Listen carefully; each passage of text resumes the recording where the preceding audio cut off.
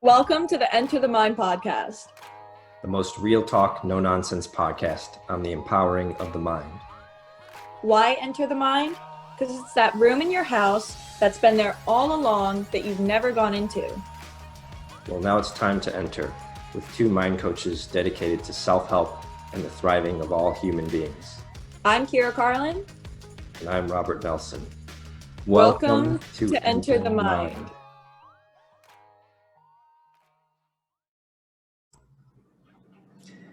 In this week's episode, we'll be talking about guilt. But before we launch into that, Kyra, how are you doing this week?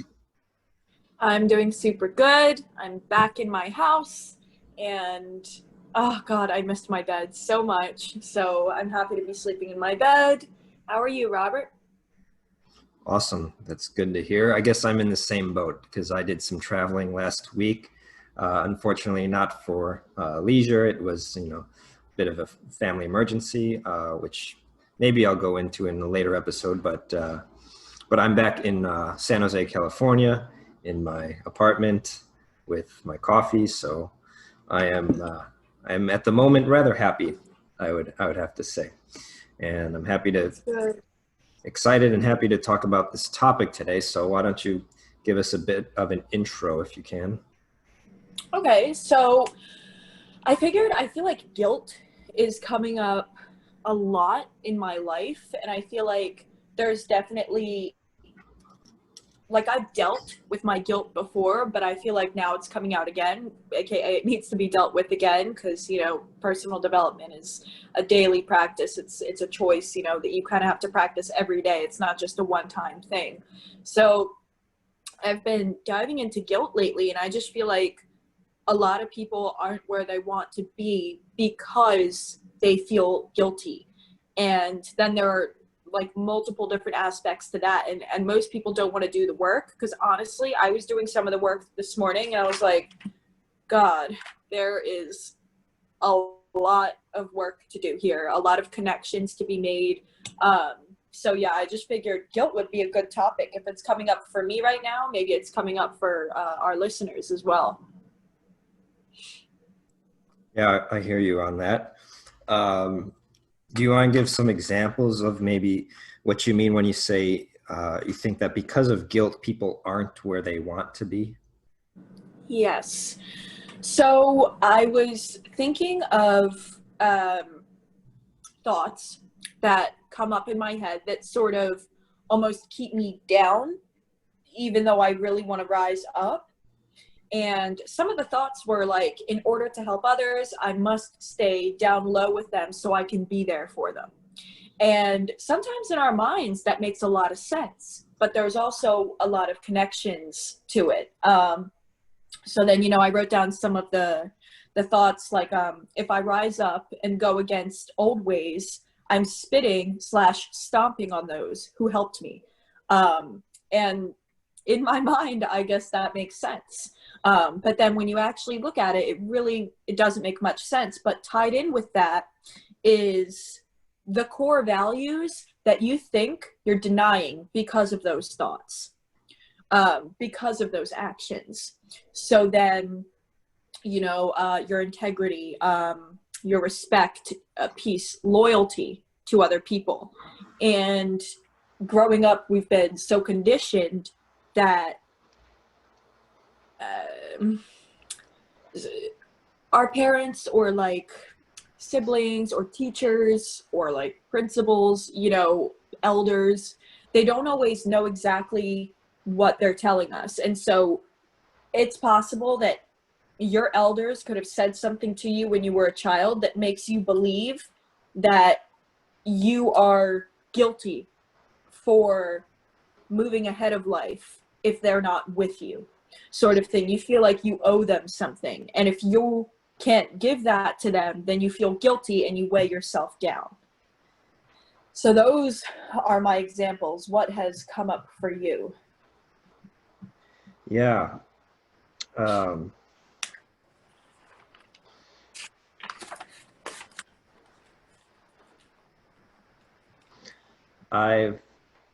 I'm kind of reminded of the book Secrets of the Millionaire Mind by T. Harv Eker. I don't know if you've read that one. It's a really good one. Yeah. So Yeah. I think the reason I'm reminded of it is that it's really about rising. I mean, that book is about going up the socioeconomic ladder. And there's various obstacles to doing that, to making more money and being more successful.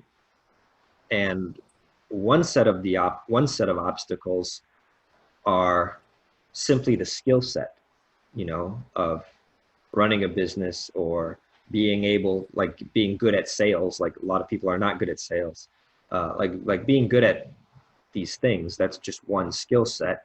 But then a whole other set of obstacles is this internal psychology, this mindset, right?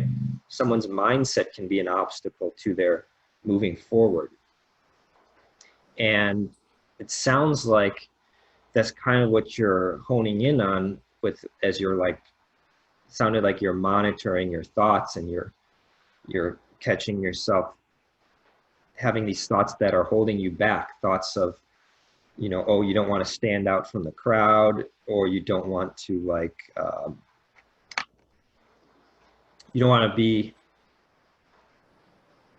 want to leave the rest behind, like leave the others behind, right? So that I can see how that would work. I mean, it would be similar to like if someone was the first in their family to go to college or something, and they didn't want to. Usually that's seen as a positive circumstance, but maybe there's a way in which someone doesn't want to go to college because they might stand out too much, or they don't want to leave others behind. Mm-hmm. Well, the other thing that kind of caught my attention was you said you said that people just don't want to do the work, right? So what does that look like? What does the work sort of consist of? Because I think I have a understanding of what you mean by doing the work, but I don't know if other people, listening to this, I don't know what they think about first when they hear that phrase. Agreed. I mean, doing the work, it's really just figuring out what you feel guilty for. Like, okay, so if you're not where you want to be, I mean, there are a medley of things, but I think that you would be able to feel sort of deep down, like sort of, we've definitely talked about this before, like that deep, deep, deep feeling where you kind of feel like maybe you just feel a little guilty because maybe you're talking to your cousin and your cousin is such a great person, but they don't really have their life together, and you're here and you're really trying to build a life for yourself. You're trying to change your mindset, you're trying to change your habits, and when you're around your cousin, you're almost scared to sort of level up in front of them because you're scared of what they're going to think of you, because you're feeling a little bit almost guilty for being, and not better than them, because you're not better than anyone, but better than them, farther along than them. And when that guilt comes upon you, you kind of just like the steps, like to work that through is, to write down, why do I feel guilty for expressing my truth and my true being around my cousin? And then, in that case, it would come up like, because they've done so much for me, or because they didn't have the resources that I had, or something else. And then in that case, you have to ask another question, and you have to be like, well, is it my fault that they didn't have the resources? Is it my fault that they aren't as far along as I am? No, it's not your fault. So, there's no reason to be guilty. But then you also have to ask yourself, what core values do I think I'm denying if I show my truth in front of my cousin? There are a lot of aspects to it. And then you kind of just have to come to a conclusion over and over again and keep reminding yourself that there is no reason for you to feel guilty. Or for, say your dad was, he claims to be a really good person, right? But he never listens to you. He makes you feel small. He makes you feel like you're a problem. He's told you that your friends don't like you and that you're just a problem in everyone's lives. But then he needed help with you for money and you left him behind.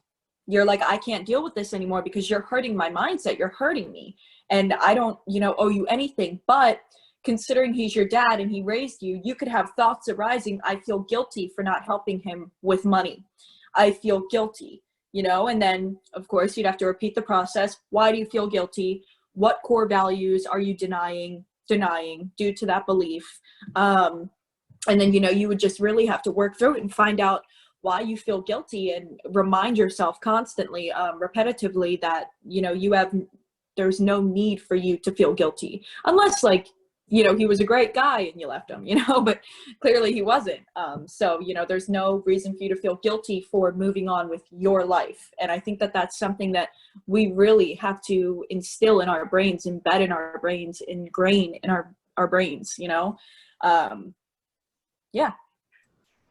I gotcha. Well, one example that comes to my mind sort of from the last several years is, as I've been working in the field of intensive mental health, the front lines, and working with a lot of homeless individuals battling mental illness. And, I would give them rides to different places, to Social Security and to doctor appointments, dental appointments. I would do these things for them. Right.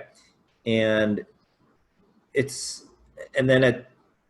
part of my job. But then now and then, they would ask for money from me, and it's not really, it's almost like outside of professional boundaries to do that.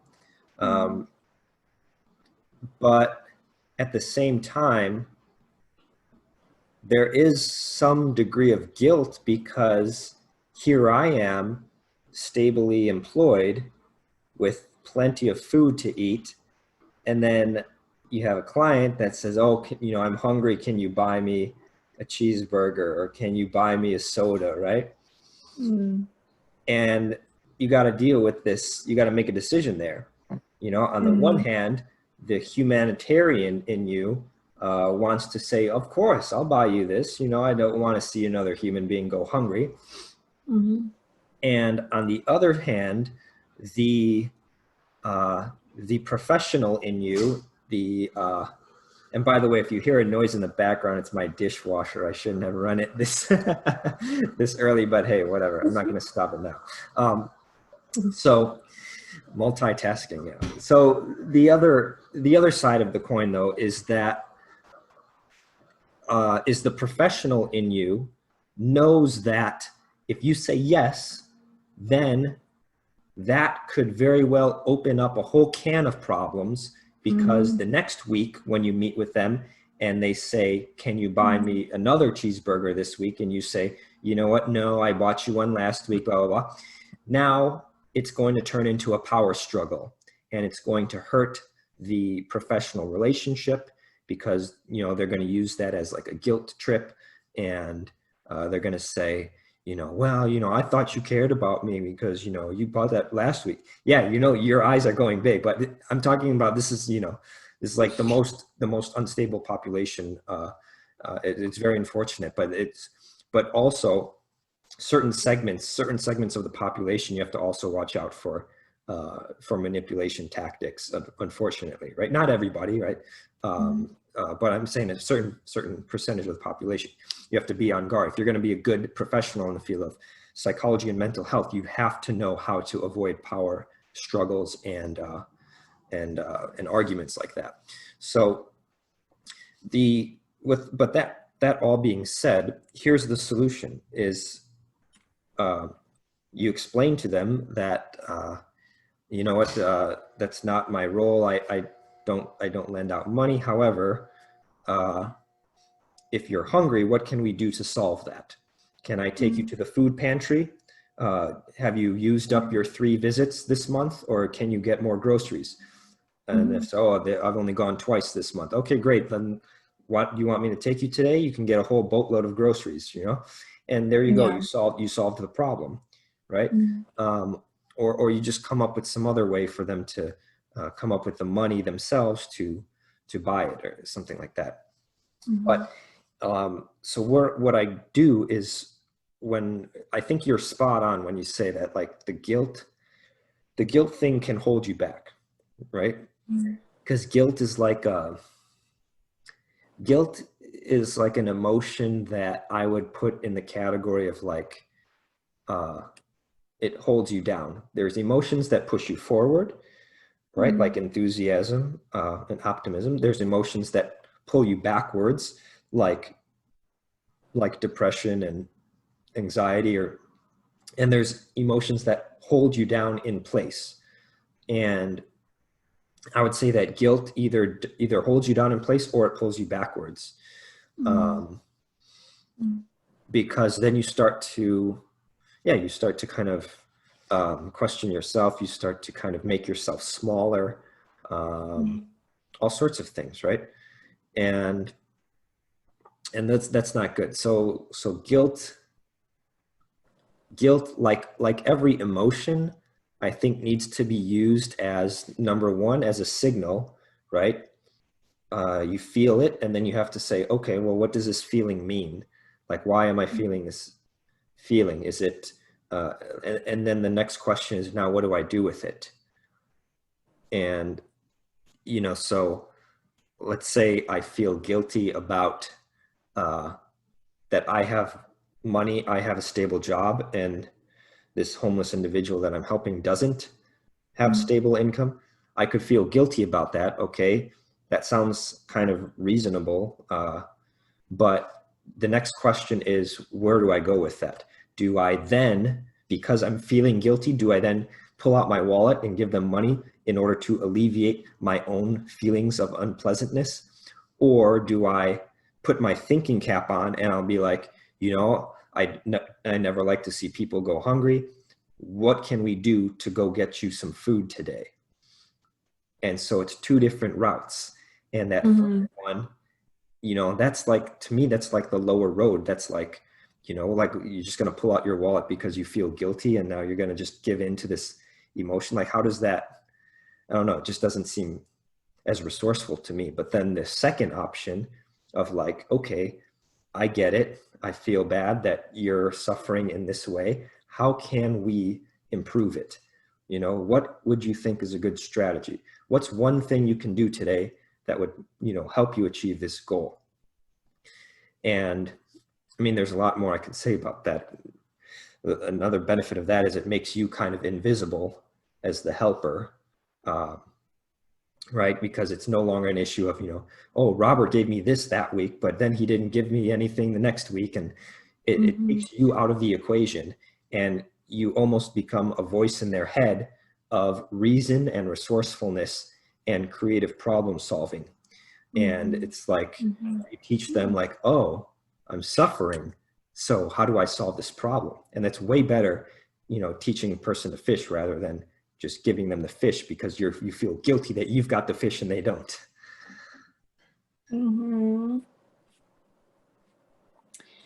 I love that. And I love it because that's like, okay, so like say we'll go back to the dad. You know, the dad is like, well, I really need money and you have so much of it and I really need your help, you know? And so because you feel guilty, you're not giving him the money because you think he deserves it, or like out of the goodness of your heart. You're doing it for a bad reason because you feel guilty. And when you're doing that, when you said you become a voice in their head of reason, so instead of becoming a voice in their head of reason when you're giving them money out of guilt for your own self, you're solving your own problems by just giving in to what's easiest.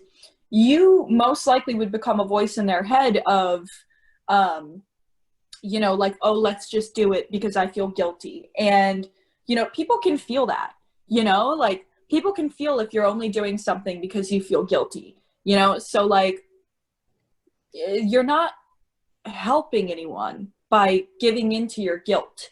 I love this so much. This is such a great topic. And I love that you brought up, you become a voice in their head of reason, you know? So it's like, you know, the homeless people, like family, say you feel guilty because your friend doesn't have the money to go to college and you're going to college, but you're feeling guilty, you know, but you're most likely not going to give them the money to go to college, because when you give people something so free for a handout, they don't really want it.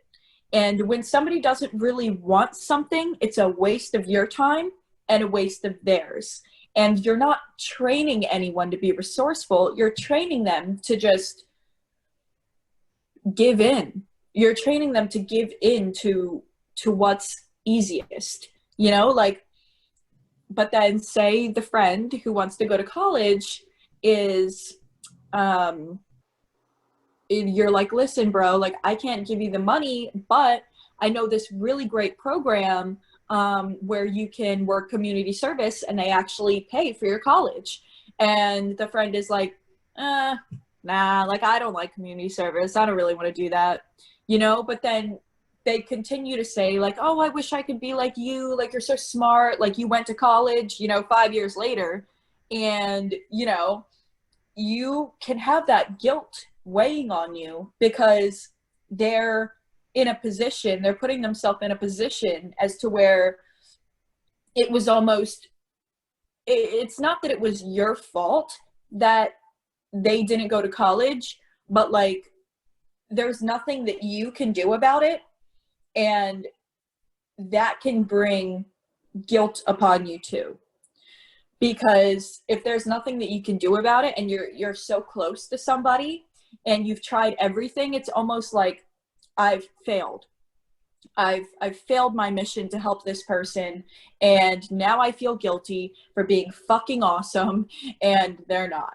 You know, so I feel like guilt can have just like so many ways of popping up into somebody's life. It's like meeting a new friend, and that new friend has zero money. And so you paid for that friend for a long time, but then the relationship wasn't going anywhere. It wasn't going anywhere. Your friend wasn't making anything out of their life, and your friend was holding you down because you wanted to follow your dreams, but you have this person to pay for and they're not motivated and they're doing this and they're doing that, but you have all these things that you want to do, and you promised this person that you would help them succeed, you know, and then once you leave that person, because you've tried absolutely everything in the book to try and help them, to try and make them drink from the water, you know, you can lead a horse to water, but you can't make them drink. You tried everything so they would drink on their own, and they wouldn't, so you left them, and now they're like, oh, well, you left me, blah, blah, blah, and I'm like, okay, well, now I feel guilty because I can't help you, because I tried to help you, and now I'm doing so great in life, and I can't help you, so I feel guilty. You know, so guilt has like so many ways of coming up in your life, and I think that the solution to this guilt is to seriously sit your booty down, get out a piece of paper, and as hard as it is, you just have to write, why do I feel guilty?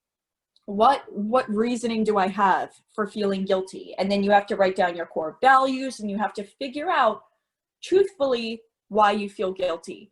You know, just really by asking yourself questions that pop up in your head. You know, when you find out your core values, what does loyalty mean to you? Okay, so if loyalty means being there when I can for people who have been there for me, but that person hasn't been there for you, so you're not guilty. You're free. Whoo, free of charge. So so that's all I have. I could talk for hours, but I'm gonna stop. Yeah, this is great. A lot of this is giving me an image in my mind of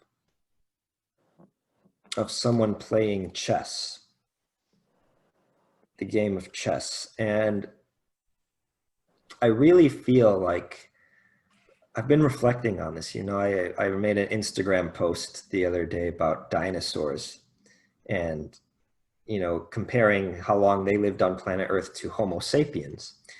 And then I realized Homo sapiens, well, the SAP in sapiens, doesn't that mean knowledge?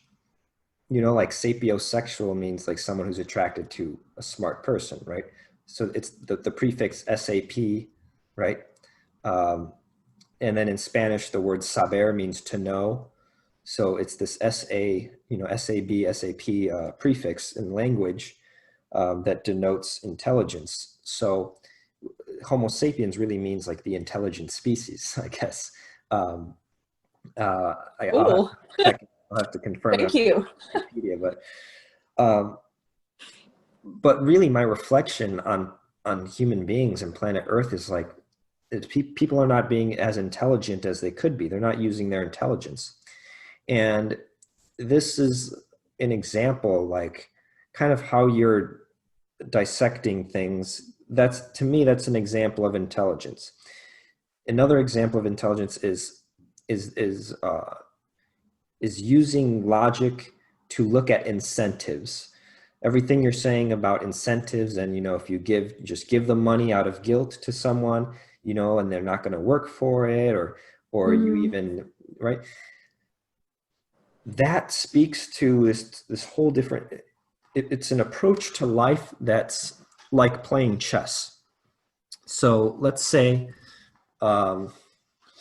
there's a situation where, someone has less than you, right? The emotional response would be, oh my gosh, I feel bad. What can I do to kind of alleviate this painful feeling in me? Can I give them something? And then maybe I'll feel better, right? That's sort of this like primitive, the emotional brain is much older than our logical brain,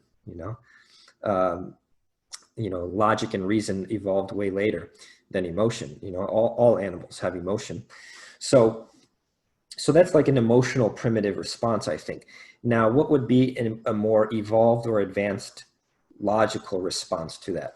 Well, it would be kind of like the problem solving approach that I described earlier of, okay, I acknowledge, I feel bad about your situation.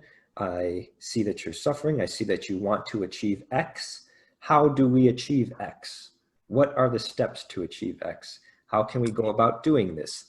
And it strikes me as very similar to playing chess. You have an objective and it's like, okay, where are the pieces?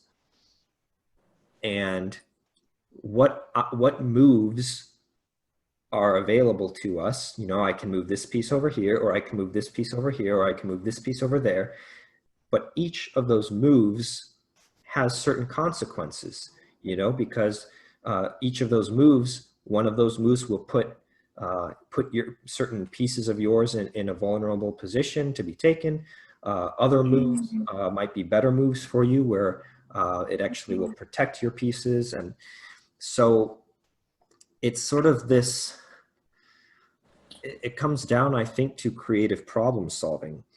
And so the value in emotions, and people, I have all these YouTube videos of, how to not be emotional, and how to be logical and not emotional.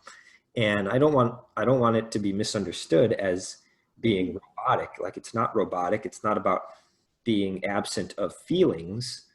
Feelings are important. Feelings are like, I think the mind is like a board of directors or it's like having a company of like all of these people working for you that tell you things.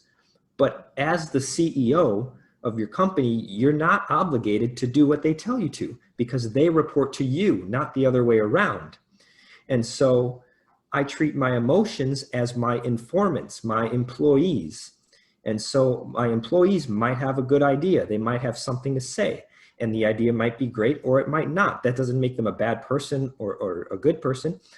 Their ideas might be helpful or not helpful. Their ideas might have good consequences or negative, right? So if one of my emotions or one of my employees is throwing me this feeling of guilt and, oh yeah, feel bad that you have this and they don't, and you should give up some of yours to them and this, right? I listen to that and I think, and I think critically about it. I think, okay, well, what's your point? And then let me listen to a counterpoint. So then I go to a different employee of my mind and I think, okay, well, what would be the counter argument to that? And then the other one says, well, if you just give them something, they probably will not work hard for it. And then another employee chimes in and says, well, are there other ways you can do it such that they can achieve what they want to achieve and obtain what they do not have, but they do it on their own accord and they learn from it, and everybody is lifted up because I maintain my resources. I don't need to give out my resources, and then the other person acquires resources, the very resource that they're trying to get, the one that I have and that they don't. They're able to obtain that and at the same time acquire skills so that they can obtain it whenever they want to. So it's sort of like this, the boardroom, like, all right, it's like, let me hear from everybody. And then I, as a Homo sapien, an intelligent being, I make the executive decision of, okay, I looked at 5 different options. I projected this is what's going to happen if I do each one. I like the outcome of this one the best, so I'm going to take this course of action. I don't see people living like that. I see people living emotionally like primitive dinosaurs, where they're like, oh, I feel guilty. I feel so bad. Let me give him something.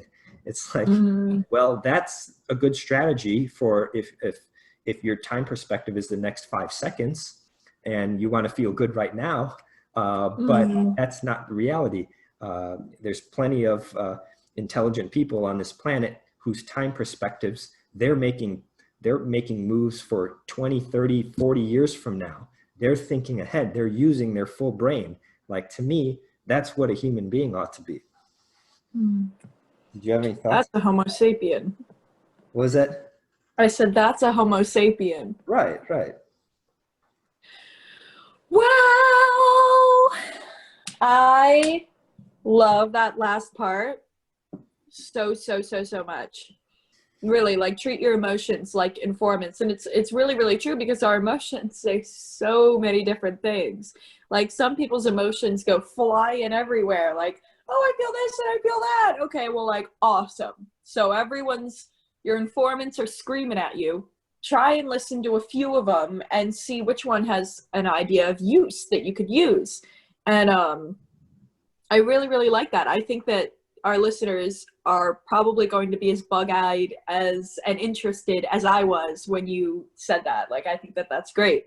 And then the game of chess, I think it's really interesting that you said, okay, so, oh, they feel bad. Maybe I can give them something to make them feel better, right? So then we're creatures of, like, I don't want to say like habit, because that's not what I'm going for, but like, we watch others and that's how we obtain who we are. We mainly get everything from like watching other people and what we like, etc. And so if you're playing a game of chess and you're losing, and that other person is pretty darn good at chess, and then they give you not like give you, like, they're not like, oh, well, I'm gonna give you this so you can win, but like they'll slyly, sneakily, you know, get you a point. And then you're watching them doing that, and you're like, okay, well, maybe that's okay for me to do that.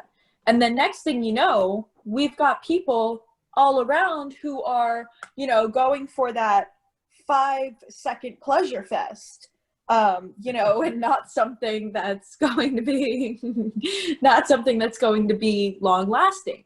And what I think is really, really interesting, what I think guilt has a lot to do with as well is, you know, you're not in control of other people. And you can't make the homeless person go to the store. You can't make the homeless person go get a job. And I think that that's part of feeling guilty, because we all are humanitarians. We love people. Like, people are freaking great. We want everyone to be happy. But when you can't help someone, it's almost like another thought that's in your mind. You're like, damn, like, I'm not in control. I'm not in control of this person. Why? And then it also has to deal with, I can't make them happy, aka you're not in control of other people. And you can't please them. You can't make them happy because you're not doing what they want you to do. So you can't please them, which, you know, goes in with not in control of other people, which makes you feel guilty because you're not a good person, because you can't give them what they want, and that makes you feel low if you think about it like that. So I think that that's where a lot of guilt comes from as well, is not being able to control other people, people pleasing, and I guess the wrong idea of a humanitarian, and putting way too much pressure on yourself to make other people happy. You cannot make other people happy. You can make people smile, maybe, you know, maybe you can make people happy temporarily if they want it.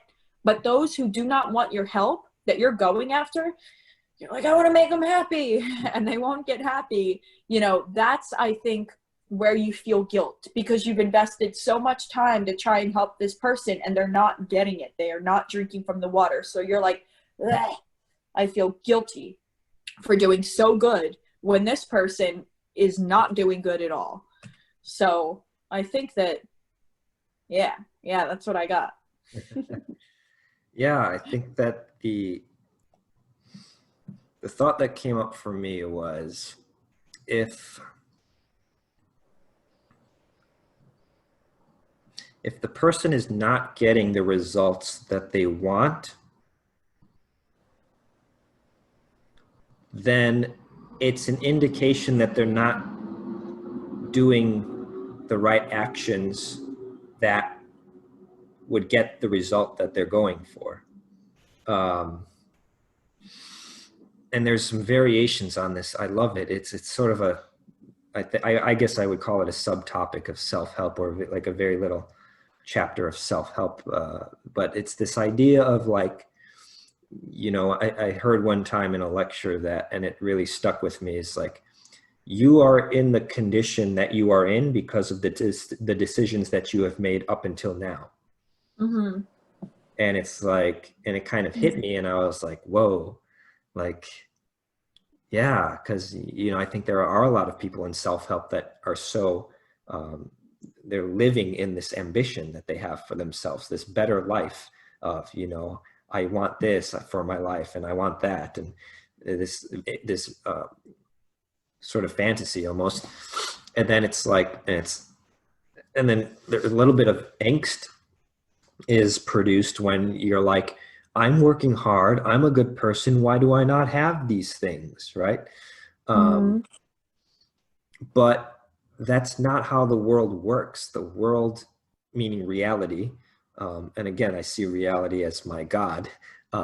This is how reality has these laws to it. Like, you do one thing, and a certain consequence results. You know, like, what would be another example? You know, I write on the paper, and now there's a mark on the paper. you know? Yeah. Like that's how things work. And so this concept of like the guilt, I come back to the chessboard. I come back to this, well, what moves need to be made to get this result? This whole concept of like when people try to put us, send us on guilt trips, so to speak, or they try to make us feel guilty. It's like this poor attempt on their part to get something without doing the work for it.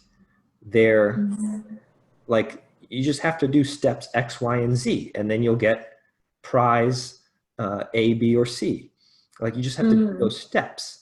And in that way, the world is very fair and just. And it's just a matter of like, some people are not doing X, Y, Z because either they are too lazy to do it, or they don't in their heart believe that it's going to work. And you can't like blame them for them. But if they hold those beliefs, then they don't deserve to have prize A, B, or C. And in that way, see, the world does not reward people just for desire. If it did, then everybody who desired to be in the NBA as a basketball star would be in the NBA as a basketball star. And that's not how it works. Just because you have the desire and the drive and, you want to do it, you've got all this motivation. Like, no, that's not how the world works. It doesn't reward motivation. It rewards action, and it rewards doing steps X, Y, and Z, and, becoming better, becoming more skilled, all of these things, right? And so I think the big takeaway from today's episode for me is understanding guilt as this emotion. That guilt for me does not exist up here. It does not direct me and tell me what to do. Guilt exists down here, where it speaks up to me and it informs me, because there are times where I need to be well informed in order to make a good decision. So I need to know if, like, wait a second, I am being too stingy right here. I should be sharing at this moment. I feel guilty, and at times it is appropriate to like share and to give away resources. There are moments where it's right to do that. And the only way you'll know how to do that is by that feeling of guilt. So there are moments where I think the guilt is helpful, but the point is to see it as like, as the informant, as like, oh yeah, here's this emotion, kind of telling me another thing about what's going on right now, but I am the executive decision maker. Guilt is not up here threatening me like, oh, you better give this person some of your money, because if you don't, you're going to feel bad. And right. And so we cannot allow ourselves to be bullied by our own emotions. That's something that I would 100% take a stand on. Any final thoughts from you for today? Pristine. I'm not even going to add anything. That was pristine. I really, really like the way that you approached today's topic. Yeah, it was a good topic. And I don't know, emotions they're wild, they can be intense, but again, I think that we really have to see them as smaller and see ourselves as bigger. Right? Agreed. And use them as guideposts, but again, in the end, we make the decisions, and we got to take responsibility for how we decide to live our lives. So. Amen. All right. So again, for anyone listening who's not on the Instagram, for myself and Kyra, my Instagram is Existence First, all one word, and then the YouTube channel has the same name. What about you, Kyra? My Instagram is Try Tragedy. Yeah, you can go ahead and follow me on there. And my YouTube is Kyra Carlin, Kyra Carlin. Thank you so much for listening. If anyone has any ideas for topics that we haven't discussed yet, because we discuss a lot of topics, go ahead and send them in and maybe we will talk about them. Perfect. All right. See you all next week. Bye.